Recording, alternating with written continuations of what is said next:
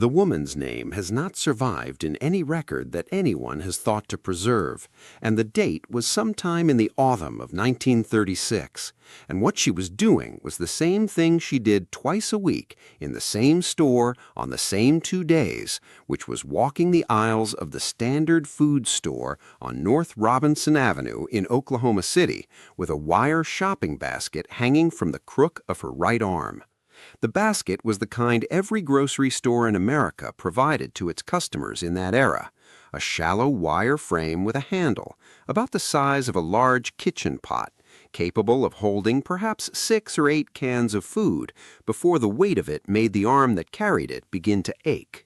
She had been walking for perhaps 20 minutes, and her basket was already full enough that she had shifted it from her right arm to her left arm twice, and a man standing near the front of the store, near the door, had been watching her do this.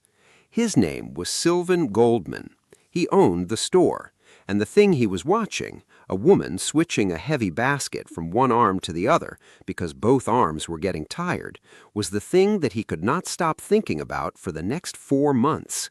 Sylvan Goldman was 40 years old in 1936 and had been in the grocery business his entire adult life. He had grown up in Ardmore, in what was still officially designated Indian Territory when he was born, and had come to the grocery trade through his family, who operated wholesale food ventures in the years after the First World War. By the mid-1930s, he and his brother Alfred had built a modest chain of grocery stores in Oklahoma City under 2 banners, the Standard Food Stores and the Humpty Dumpty Stores, and Sylvan had spent enough years watching customers move through his stores to have accumulated a detailed knowledge of the specific ways that grocery shopping created difficulty for the people doing it.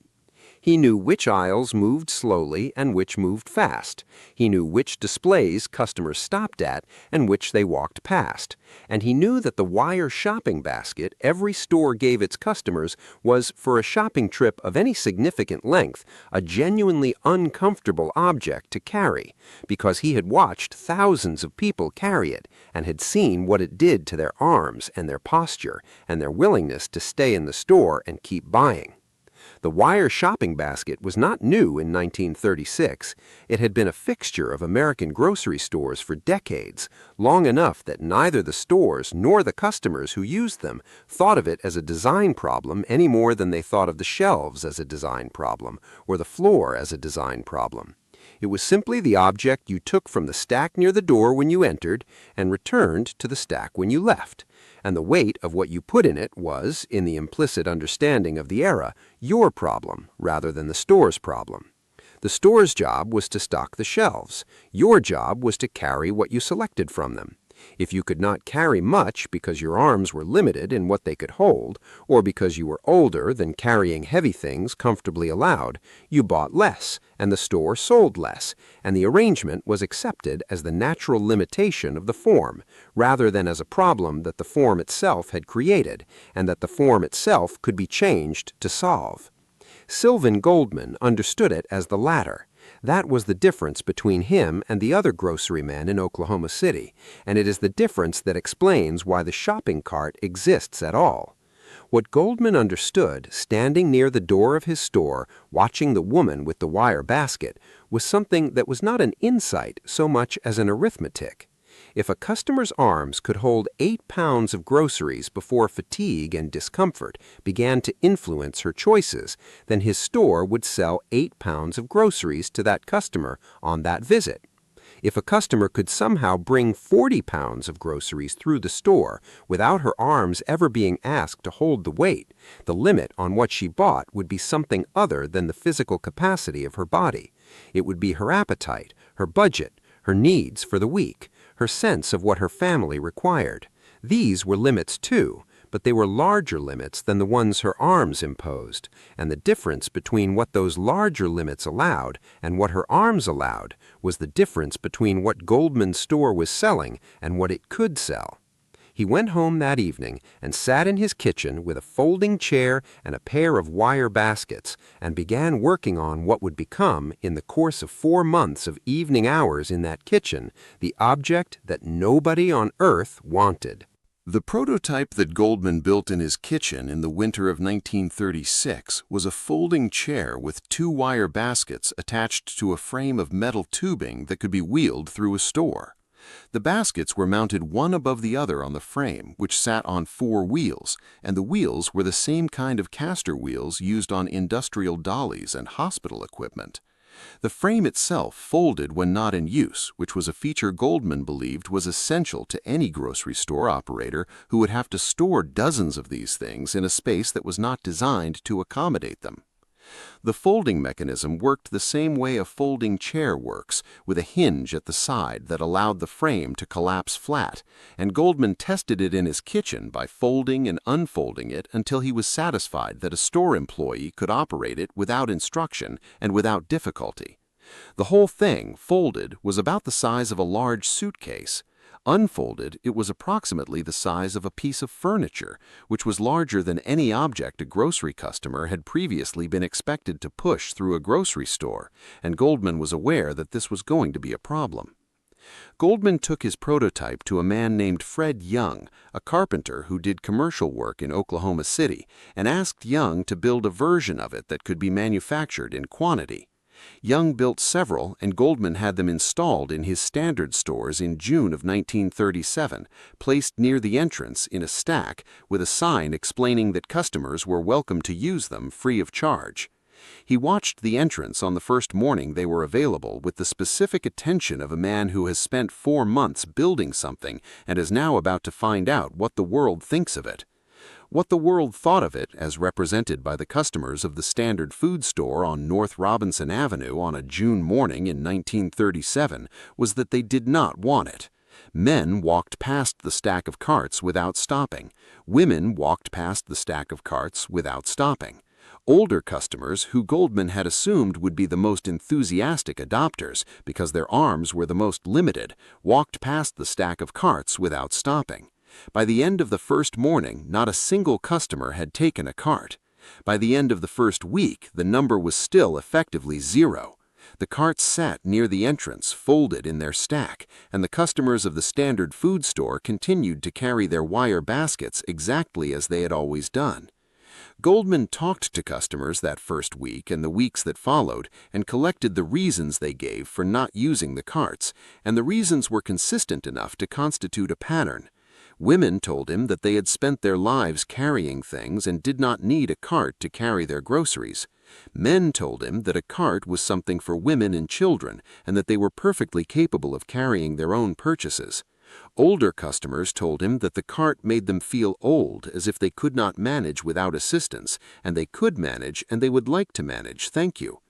The specific objections differed in their surface details, but all of them pointed to the same underlying thing, which was that using the cart felt like an admission of inadequacy. It felt like announcing to the other customers in the store that your arms were not strong enough, or that you were not capable of managing your own shopping like an adult. The cart, in the perception of the people Goldman was trying to give it to, was not a convenience, it was an insult. Goldman understood the problem within 2 weeks of opening, and his solution to it is the part of the shopping cart story that almost nobody knows, which is that he hired people. He hired a man and a woman and gave them each a cart and stationed them at the entrance of the Standard Store on North Robinson Avenue on a Saturday morning, Saturday being the busiest shopping day of the week, and paid them to push carts through the store as if they were shopping. They were not shopping, they were performing shopping, in the specific theatrical sense that their purpose was to be seen doing it by real customers who were making up their minds about whether to take a cart from the stack. The professional shoppers pushed their carts. The greeter offered carts to the arriving customers. The arriving customers watched the professional shoppers and watched the other customers who had accepted carts from the greeter, and by the middle of that Saturday morning, something that had not happened in the preceding weeks began to happen. Real customers began taking carts. Not many, a few, but a few was not 0, and 0 was what Goldman had had before. And from the first real customer who pushed a cart through the Standard Store's aisles in the summer of 1937, the direction of the thing was established, even if the speed of it was not. The customers who used the carts in those first weeks in 1937 spent more money than the customers who did not. Goldman knew this because he tracked it, and the tracking was not complicated. He could compare the receipts of cart-using customers against the receipts of basket-carrying customers and see the difference in the average transaction, and the difference was real and consistent and large enough to matter. The customers with carts were not buying different things, they were buying more of the same things. They were taking the second can of tomatoes because the first can was already in the cart and the cart was bearing the weight, not their arms. They were adding the bag of flour that they usually left because there was no way to carry it along with everything else. They were moving through the store more slowly, pausing at displays they usually walked past because the cart removed the urgency that a heavy basket creates in its carrier, the urgency to finish and put the thing down. A customer with a heavy basket in her hand is a customer who wants to get to the checkout. A customer with a cart is a customer who has time to look at what is on the shelf in front of her. And what is on the shelf in front of her is what Goldman was trying to sell. Goldman filed his patent for the folding basket carrier on July 9, 1937, 2 weeks after installing the first carts in his standard stores. The patent was granted on October 4, 1938, patent number 2,196,914, and it described the folding frame, the two-basket arrangement, and the caster wheels with a specificity that was intended to prevent the exact thing that was already beginning to happen, which was that other grocery operators, seeing what Goldman had built and what it was doing for his stores, were beginning to build versions of their own without asking Goldman's permission or paying Goldman anything. Goldman had spent approximately $7,000 developing the cart and the manufacturing process that produced it, which was not a trivial sum for a regional grocery operator in Oklahoma City in 1937, and he had not spent it so that the grocery industry at large could adopt his invention without compensating him for it. The patent gave Goldman the legal basis to charge for the use of his design, which he did, establishing a licensing program through which grocery stores across the country could pay for the right to use the folding basket carrier. The licensing fees were modest enough that the largest grocery chains could absorb them without significant difficulty, and the benefit to the stores was substantial enough that the fee could be justified even by operators who resented paying it. Goldman hired a sales force to travel the country and demonstrate the cart to grocery store operators, and the sales force encountered the same initial skepticism from the operators that Goldman had encountered for his customers in 1937, which was that the cart was too large, too strange, too different from the wire basket that had always been sufficient for the purpose. The sales force had the same answer to this skepticism that Goldman had had for his customers, which was to demonstrate the thing in use and let the evidence make the argument. The evidence was the transaction data. In every store where carts had been installed, average transaction size had increased. The number was not subtle, it was not a rounding error, it was a real number, and real numbers are persuasive to people who are in the business of generating them. The resistance from the industry lasted through the late 1930s and dissolved in the early 1940s for reasons that had nothing to do with Goldman's patent or his sales force. The Second World War changed the American grocery industry in ways that made the shopping cart not merely convenient, but close to necessary, because the war removed from the American workforce a substantial portion of the men who had previously worked as store clerks, and store clerks were the people who had carried goods from the stockroom to the shelf, and from the shelf to the customer's car, and from one part of the store to another. Stores that had operated with 8 clerks were operating with 3. The cart, which moved goods through the store without a clerk's assistance, was not simply a customer convenience in this environment, it was an operational necessity. Stores adopted it during the war years, not because Goldman's sales force had finally persuaded their management, but because the alternative was a store that could not function with the staff it had. The war years transformed the American grocery store in ways that outlasted the war itself, and the shopping cart was one of the instruments of that transformation. The stores that adopted carts during the war because they had no choice kept them after the war because their customers had learned to use them, and customers who had learned to use them had also learned to shop differently than they had shopped before the cart existed. A customer with a cart moved through the store in a different pattern than a customer with a basket. She moved more slowly. She covered more of the floor. She spent more time in the aisles and less time near the checkout. She bought more, consistently and measurably, and the stores that had the data from the wartime cart adoption could see the before and after comparison with a clarity that eliminated any remaining doubt about what the cart was doing to their revenue. The post-war American grocery industry did not need Goldman's sales force to explain the shopping cart to it any longer. It had explained it to itself. Goldman was, in the meantime, licensing his patent to as many of the stores adopting carts as he could reach, and the licensing revenue was generating income that bore little relationship to the modest sums he had invested in developing the cart. The $7,000 he had spent in 1936 and 1937 was being returned to him many times over, and the rate of return was increasing as the grocery industry's adoption of the cart accelerated through the early 1940s. Goldman had not anticipated the war's role in his invention's adoption, but he was organized to benefit from it, and he benefited substantially. He was also aware, as any inventor whose product is being adopted at speed must be, that the rate of adoption brings with it a rate of variation, that stores and manufacturers trying to build their own carts without paying his licensing fee were modifying the design in ways just different enough from his patent to challenge its coverage, and that the protection the patent provided was not unlimited either in time or in scope. The variations in cart design that emerged through the early 1940s were driven by two pressures operating in opposite directions. Stores wanted carts that were larger because larger carts could carry more groceries, and carrying more groceries was what the sales data said the cart was for. Manufacturers working outside Goldman's license wanted carts that were different enough from his patent to be legally defensible, which meant finding configurations of the frame, the basket, and the wheels that solved the problem Goldman's design solved without replicating the specific features he had patented. The result was a period of experimentation in shopping cart design that produced a range of objects sharing the fundamental principle, wheeled frame, basket, customer operated, while differing in the specific expression of that principle in ways that reflected both the commercial pressures of the moment and the engineering preferences of whoever was doing the building.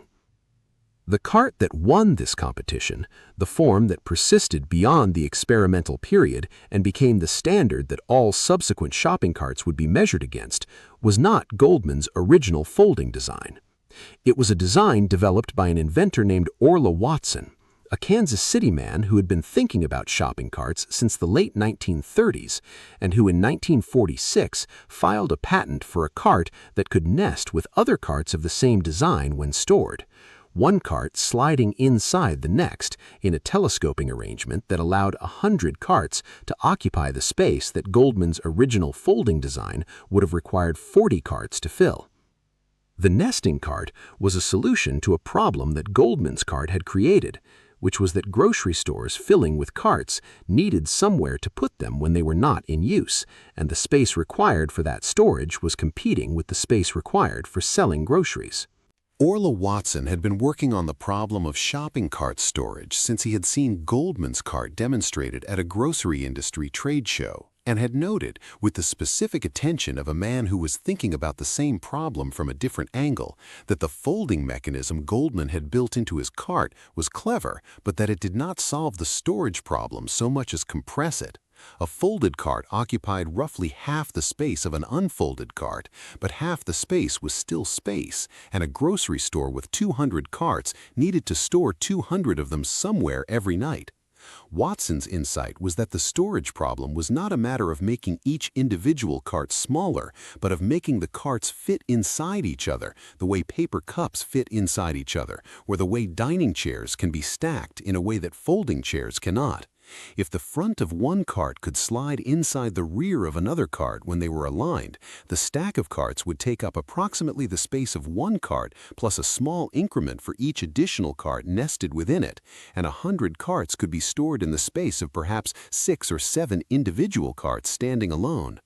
Watson's nesting patent was filed in 1946 and granted in 1948, and it described the specific geometry of the cart's frame that allowed the nesting to work, which was a front section that was narrower than the rear section by precisely enough to allow the front of one cart to pass inside the rear of the next. The mechanism required that the basket be hinged at the rear so that it could pivot upward when a cart was pushed into the back of the cart ahead of it, and the pivoting basket became the defining visual feature of the Watson cart and of every shopping cart built to its specification thereafter, which is to say every shopping cart that has been built in any country at any time since the early 1950s. If you have pushed a shopping cart in the last 70 years, the basket you loaded your groceries into was a hinged basket that swung up when someone pushed another cart into the back of yours, and that basket was Orla Watson's, and Watson was working in response to Sylvan Goldman, and both of them were working in response to a woman on North Robinson Avenue who was switching a wire basket from one tired arm to the other on an autumn afternoon in 1936.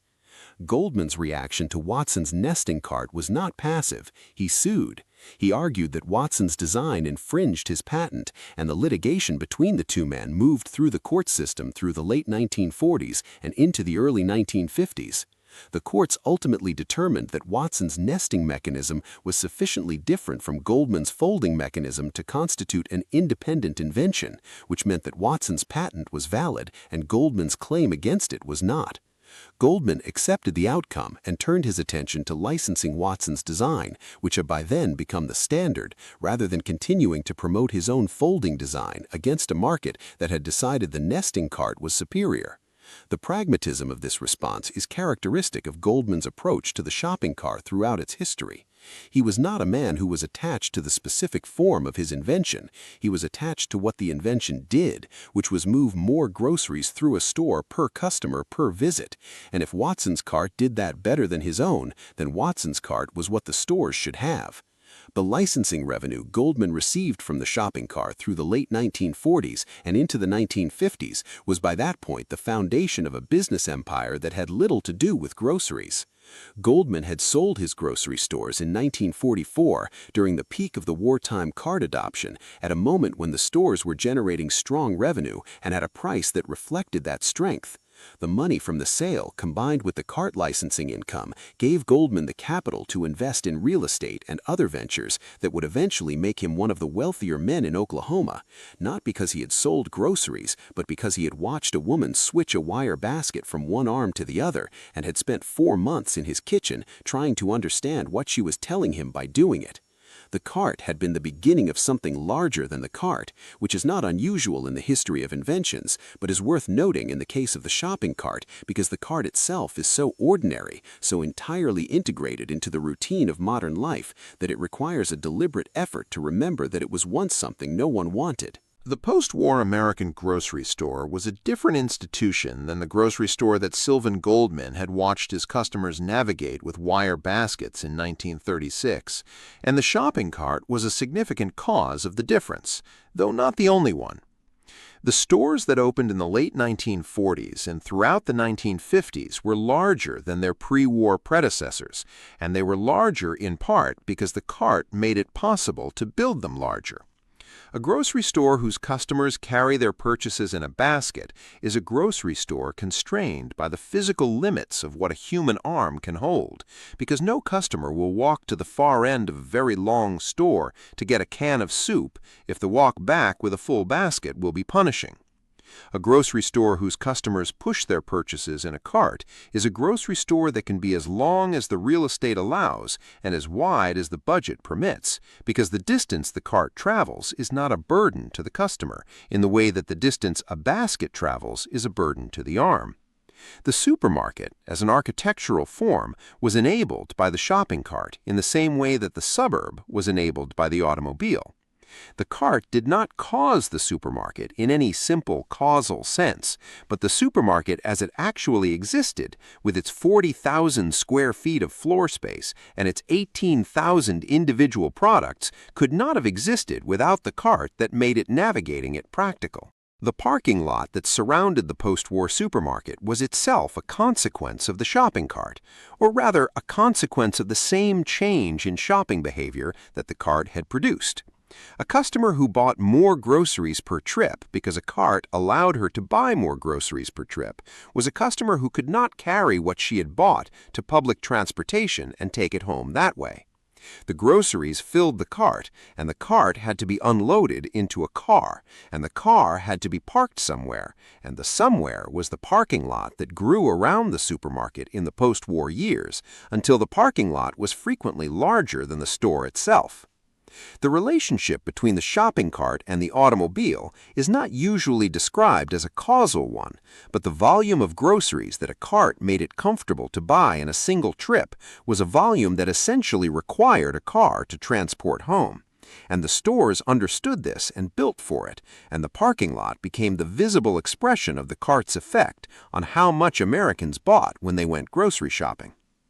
The woman who loaded her groceries into a station wagon in a supermarket parking lot in 1955 was doing something that would have been logistically impossible to the woman on North Robinson Avenue in 1936, not because the 1936 woman was less capable, but because the 1936 woman did not have a cart, and without a cart she could not have assembled in a single shopping trip the volume of goods that the station wagon was necessary to carry home. The cart had not only changed how much people bought, it had changed when they bought it, because a customer who could buy a week's worth of groceries in a single trip could shop once a week instead of twice, and a customer who shopped once a week had a different relationship to the grocery store than one who came in 3 times a week. The store became a destination rather than a daily necessity. The trip became an event rather than an errand. The station wagon and the supermarket parking lot and the weekly big shop that is still the organizing structure of food purchasing for most American, British, Canadian, and Australian families today, all of it flows from Goldman's cart and Watson's nesting mechanism and the summer of 1937 when nobody wanted either of them. What the shopping cart did to the grocery industry's economics was measurable, in the way that things measured in dollars are always measurable. But what it did to American domestic life was something that took longer to account for, and was never fully accounted for because it was so thoroughly absorbed into the routine of that life. The weekly grocery shopping trip became a social institution in the post-war years, organized around the car and the cart and the supermarket and the parking lot and the list that the housewife made on Thursday or Friday for the Saturday trip. Children came along and rode in the seat at the front of the cart, which was a feature added to the cart's design in the early 1950s, specifically to solve the problem of what to do with a small child in a store whose aisles were now full of carts that were dangerous to a child walking among them.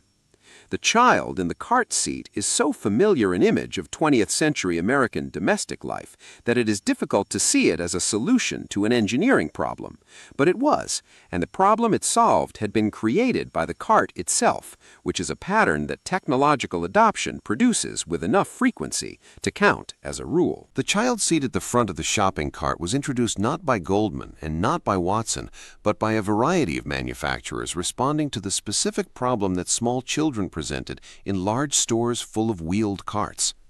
A child who could walk was a child who could be hit by a cart being pushed by a customer who did not see the child, and the stores that had adopted carts in the late 1940s were beginning to receive complaints about near misses and actual collisions with increasing frequency.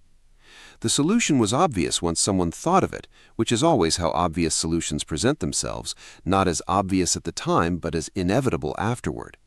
A frame within the cart at the front, sized for a small child, with a bar across the front to prevent the child from falling forward. The first versions of it appeared in the early 1950s, and within a decade it was a standard feature on every cart built for the American market, and the image of a small child sitting in a shopping cart with its legs dangling through the frame became one of the representative images of American family life in the second half of the 20th century. The cart had by the mid-1950s moved so thoroughly into the ordinary experience of grocery shopping that it had become invisible in the specific way that essential things become invisible, which is that people stopped noticing it and started simply using it. A person who has pushed a shopping cart through a store twice a week for 10 years does not think of the cart as an invention. They think of the cart as a cart, the same way they think of the door as a door and the shelf as a component of an environment that exists for purposes they understand and that they move through without needing to think about how it came to be the way it is. This invisibility is the measure of the cart's success. An object that people notice is an object that still has rough edges, still has aspects that do not quite fit the purpose for which it is being used. An object that people stop noticing has fitted itself so completely to the purpose that the purpose and the object have become the same thing, and the history of how they came to be the same thing is something that can only be recovered by deliberate effort. Goldman watched the cart become invisible with the satisfaction of a man who had predicted this would happen and whose prediction had taken longer to verify than he had expected. He was in his early 50s by the mid-1950s, no longer in the grocery business, comfortable with the licensing revenue that was still arriving from the stores that were still building and buying carts to his original specifications. He was also aware, in the way that inventors of successful things sometimes become aware, that the object he had built in his kitchen in the winter of 1936 was now a global object, that grocery stores in England and Canada and Australia were filling with carts that were direct descendants of the wire and tubing prototype he had tested on that Saturday morning in 1937 with hired actors performing the role of willing customers. He had not planned for the world. He had planned for North Robinson Avenue. The world had arrived on its own, as the world tends to do, when a problem is universal enough and a solution is clear enough and the evidence of the solution's value is available to anyone willing to look at the numbers. The international spread of the shopping cart followed the international spread of the supermarket format itself, which followed the post-war expansion of American commercial culture into the economies of the other English-speaking nations and beyond. British grocery retailers had been watching the American supermarket model through the late 1940s and had begun adopting it in the early 1950s, and the cart came with the model, the way the parking lot came with the model, as a component that the format required rather than a feature that could be selected independently. The Sainsbury's and the Marks and Spencer food halls that began appearing in British high streets and eventually on British retail parks in the 1950s and 1960s filled with the same nesting carts that were filling the Safeway and A&P stores in California and Ohio. And the British housewife who pushed a cart through a Sainsbury's on a Saturday morning in 1958 was performing, in her context, in her currency, and her vocabulary, exactly the action that the woman on North Robinson Avenue had refused to perform in the summer of 1937. The resistance that had characterized the American public's first encounter with the shopping cart in 1937 did not repeat itself in Britain or Canada or Australia with quite the same intensity, in part because those populations were encountering the cart at a moment when it was already established in its country of origin, and a thing that is established somewhere tends to arrive in a new place with the legitimacy of prior existence rather than the strangeness of novelty.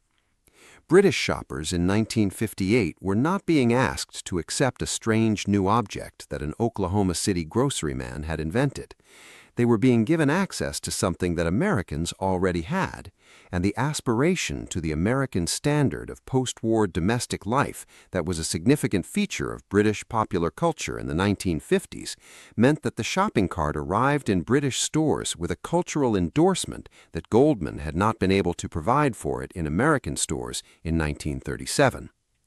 The cart was American. American things in 1958 were modern. Modern things were desirable. The resistance dissolved before it could fully form. The cart's adoption outside the United States also reflected the degree to which the object had been refined by the time it traveled. The cart that arrived in British stores in the late 1950s was not Goldman's folding design or Watson's first nesting design, but a generation or two of improvement beyond both, built by manufacturers who had absorbed the lessons of a decade of American grocery store operation and had modified the design accordingly. The casters were better, the baskets were larger and deeper, the child seat was already integrated, the nesting mechanism operated more smoothly and stored more compactly. The cart that the British housewife pushed through Sainsbury's in 1958 was a more capable object than the cart that Goldman's hired actor had pushed through the Standard store in 1937. And the woman in Sainsbury's, unlike the woman on North Robinson Avenue, had no memory of a world without it to measure it against. For her, the cart was simply what you used when you went grocery shopping, which is the most complete form of adoption an invention can achieve.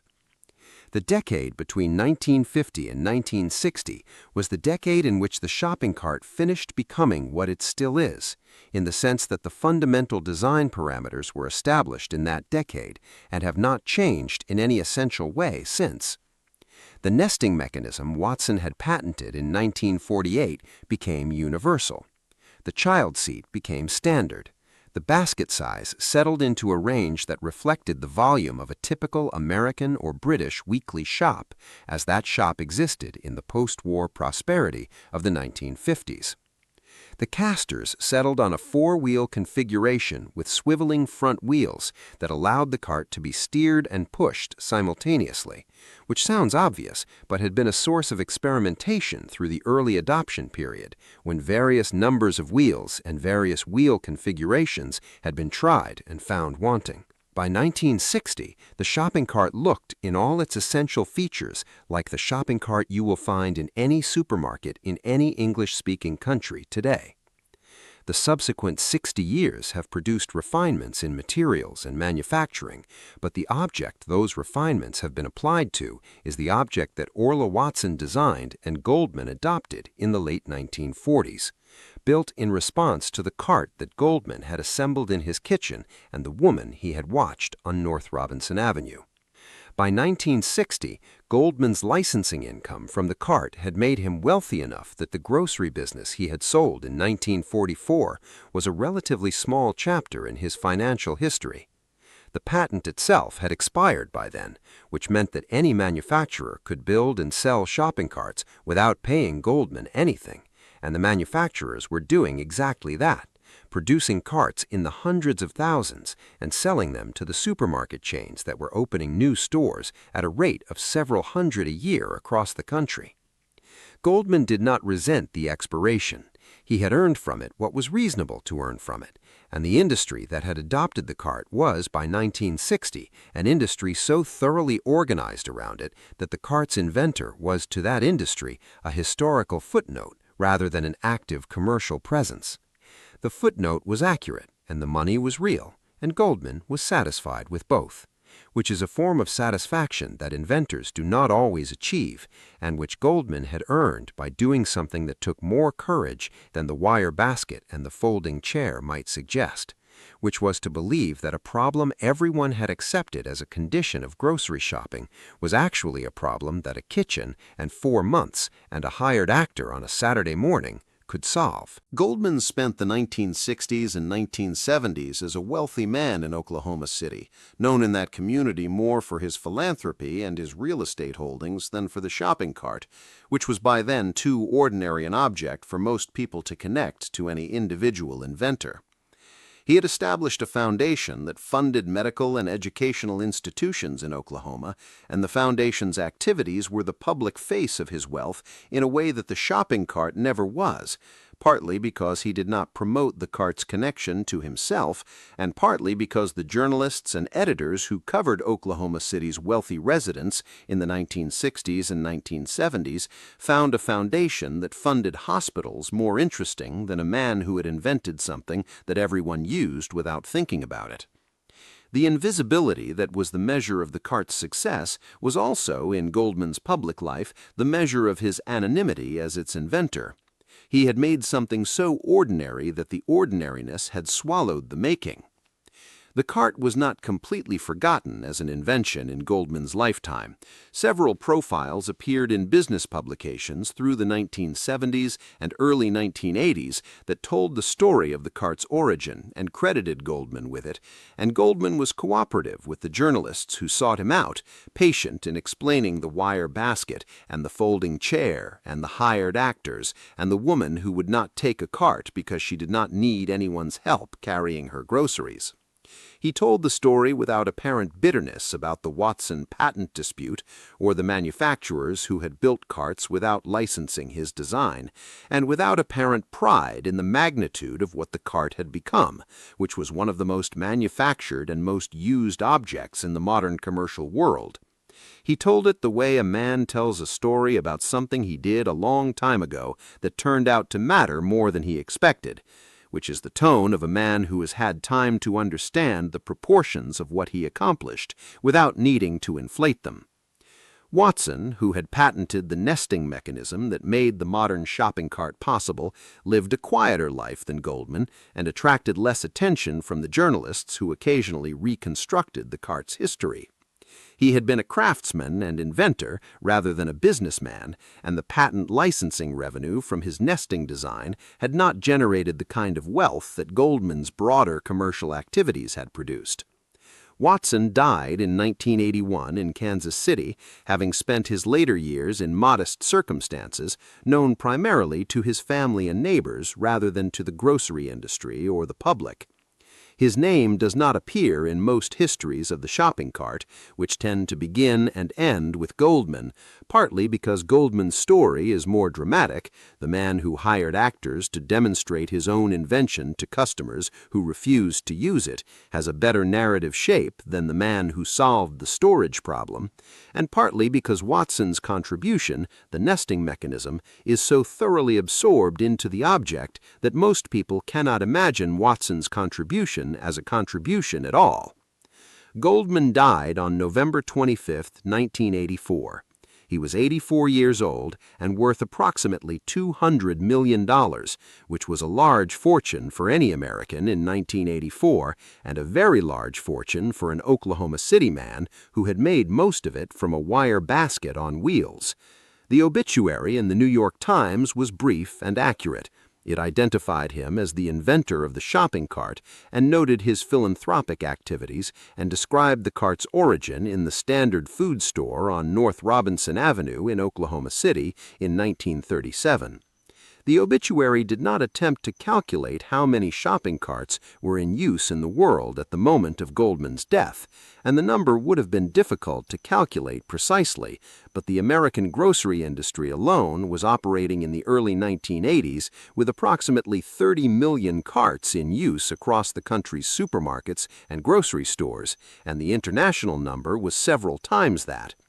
Every one of those carts was a descendant of the folding basket carrier that Goldman had built in his kitchen from a folding chair and a piece of wire and had placed near the entrance of his store and had watched every customer in the store walk past without touching. The shopping cart that waits for you near the entrance of a supermarket today is made of steel wire or plastic or a combination of both, depending on the manufacturer and the purchasing preference of the chain that operates the store. It has 4 wheels, with the 2 rear wheels fixed and the 2 front wheels swiveling, and this wheel configuration has been unchanged in its essentials since it was settled upon in the early 1950s. The basket hinges at the rear, swinging up when another cart is pushed into it from behind, and the hinge that allows this is Orla Watson's hinge, built to his 1948 patent specification in spirit, if not in material, in every cart built for any store in any English-speaking country for the past 70 years. The child seat at the front, with the bar that folds down across the child's lap, was a feature added to the design in the early 1950s to solve the problem that small children in large stores presented, and it has been a standard feature of the cart ever since, its engineering so reliable that nobody modifies it and nobody needs to. The handle at the rear of the cart is at a height that was standardized through the 1950s to accommodate the average height of an American adult pushing the cart from behind, and it has remained at approximately that height, despite the fact that the average height of American adults has increased by slightly more than an inch in the intervening decades. This is typical of standardized objects whose dimensions were established before the standard was questioned, which is to say before the standard had been in place long enough to develop the inertia that makes standards resistant to change even when the conditions that produced them have shifted. The cart is the right height for the person who standardized it in 1955, and the person pushing it today who finds it slightly low is pushing a cart designed for a person slightly shorter than themselves, and they adjust their posture accordingly without knowing why they are adjusting it, because the cart is so familiar and so ordinary that its dimensions feel like natural facts rather than historical decisions. The number of shopping carts in use in the world today is not precisely known because no organization tracks it comprehensively, but estimates from the shopping cart manufacturing industry, which is a small and specialized industrial sector that operates in the shadow of the much larger grocery industry it supplies, suggest that somewhere between 3 and 400 million shopping carts are in use globally. The United States alone has approximately 35 million carts, and the number has held roughly steady for several decades because the number of grocery stores in the country has held roughly steady, and each store operates with a cart inventory that is approximately proportional to its size.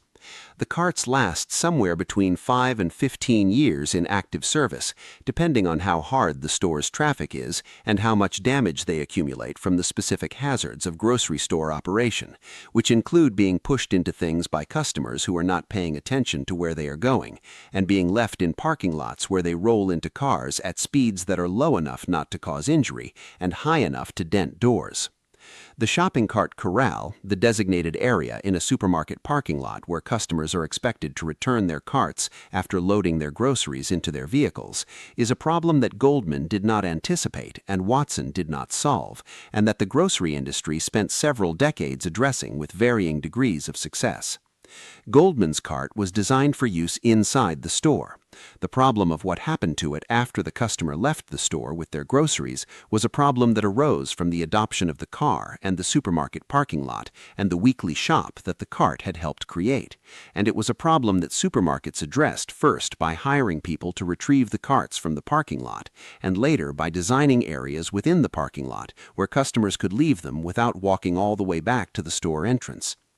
The quarter in the slot mechanism that some European stores adopted, requiring customers to insert a coin to unlock a cart and returning the coin when the cart was returned, solved the retrieval problem with a financial incentive that the American grocery industry never embraced at scale, because the American grocery industry decided that the inconvenience of the coin mechanism cost more in customer goodwill than the cart retrieval problem cost in labor. The plastic shopping cart, which began appearing in American stores in the 1970s and has gradually replaced steel wire carts in many environments since then, is the most significant design change the shopping cart has undergone since the nesting mechanism was standardized in the early 1950s.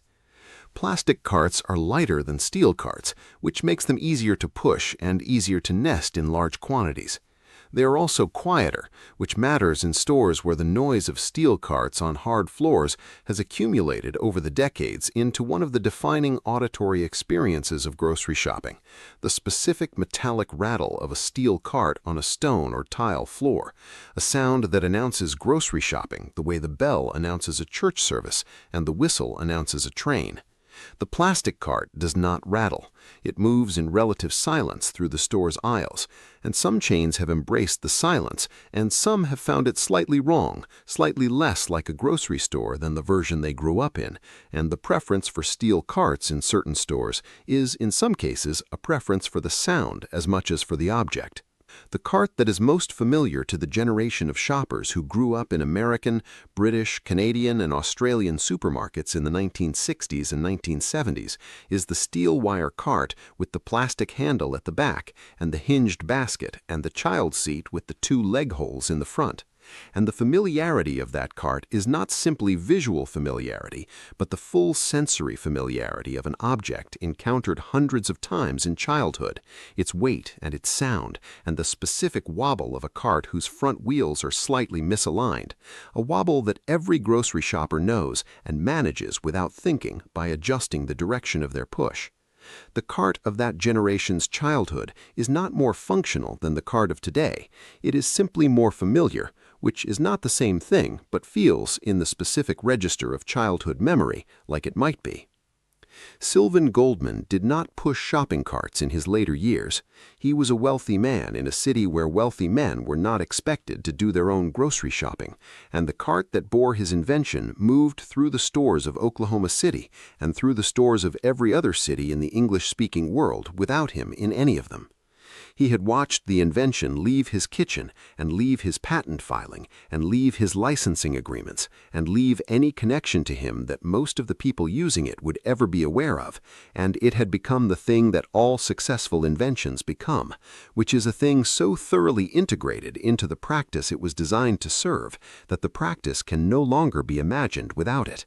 You cannot imagine grocery shopping without a cart, the way you cannot imagine a road without a lane marking or a library without a shelving system. These things feel like the necessary structure of their activities rather than the invented solutions to problems that the activities once had. That feeling is the measure of how completely the problem was solved.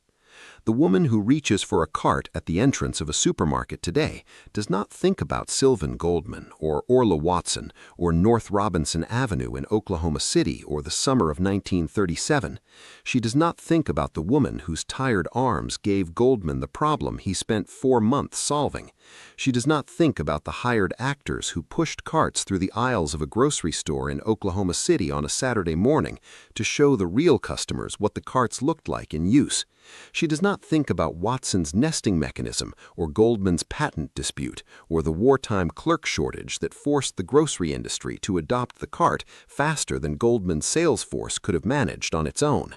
She reaches for the cart because the cart is there, and the cart is what you use, and the cart is what has always been there, for as long as she can remember, which in most cases means for as long as she has been old enough to go grocery shopping with her mother. Her mother used a cart. Her grandmother used a cart. The cart has always been there, and the woman reaching for it today has no reason to know that it was not always there, that there was a specific morning in a specific store in Oklahoma City when it was not there, when it was in a kitchen in Goldman's house being folded and unfolded by a man who could not stop thinking about a woman's tired arm. Goldman died having spent $200 million less than he had made, and having made $200 million from an idea that nobody wanted on the morning he introduced it. The cart he built is still there. It is waiting at the entrance of every supermarket in the country you are sitting in as you watch this, and it is waiting in the way that all ordinary things wait, which is without history and without announcement, simply present and available and ready to be taken.